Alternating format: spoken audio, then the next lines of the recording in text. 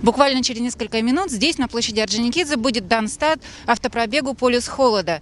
Его участники в 4-й раз попытаются покорить одну из самых сложных трасс России – федеральную автодорогу Колыма. Вместе с ними на фестиваль «Полюс холода» отправятся сказочные зимние персонажи – русский Дед Мороз, якутская зима и польский Дед Мороз – совершенно новый персонаж, придуманный специально для фестиваля. Совсем недавно, 1 декабря, я приехал к вам, чтобы забрать у Чингисхана символ холода, пронести его по всей нашей матушке Руси, заглянуть в каждый уголок, чтобы зима удалась морозной, снежной, повеселила нас своими морозами.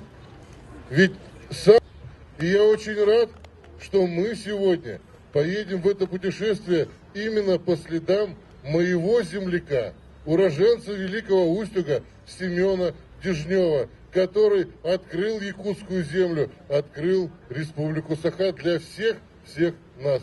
Друзья мои, поздравляю вас! Счастливого всем пути!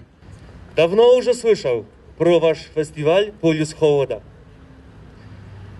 У нас в Польше есть тоже маленький полюс холода, но там однажды зафиксировано где-то минус 40 градусов.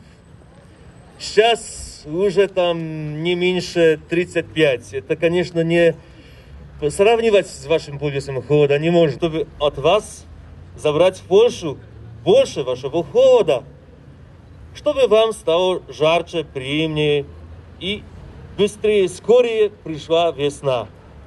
В нынешнем пробеге принимает участие 15 экипажей. В этом году автопробег посвящен 70-летию Великой Победы, поэтому первая остановка на площади Победы в городе Якутске. Там участники возложат гирлянду к главной стеле площади. Возлагать цветы к памятнику войны участники будут во всех населенных пунктах Чурапчинского, Татинского, Тампонского и Аймиконского улуса, где они побывают. Великий год, год Великой Победы нашей страны в Великой Отечественной войне. Я пожелаю участникам удачной, хорошей дороги, поменьше крутых поворотов, массу приятных впечатлений. Счастливого пути участникам пробега пожелали организаторы, представители Национальной туристической компании «Якутия», Якутской городской администрации и Министерства по делам предпринимательства и развития туризма Якутии. Нас ждут жители Чурапчинского улуса, нас ждут жители Татинского улуса, ждут жители Тампонского улуса, ну и, конечно же, нашего Аймяконского улуса. В преддверии 70-летия Победы я хочу сказать, дай Бог, чтобы всегда над нами всегда было такое чистое небо, а побеждали мы друг друга себя только в ралли-рейдах, фестивалях и соревнованиях, ни пуха, ни пера. Участники автопробега серьезно подготовились к поездке, ведь с прошлого года автопробегу присвоен статус чемпионата республики по ралли-рейду на призы главы Якутска Айсена Николаева. В этом году призовой фонд составит 130 тысяч рублей. Всегда принимаем участие, просто не получалось именно в этот автопробег.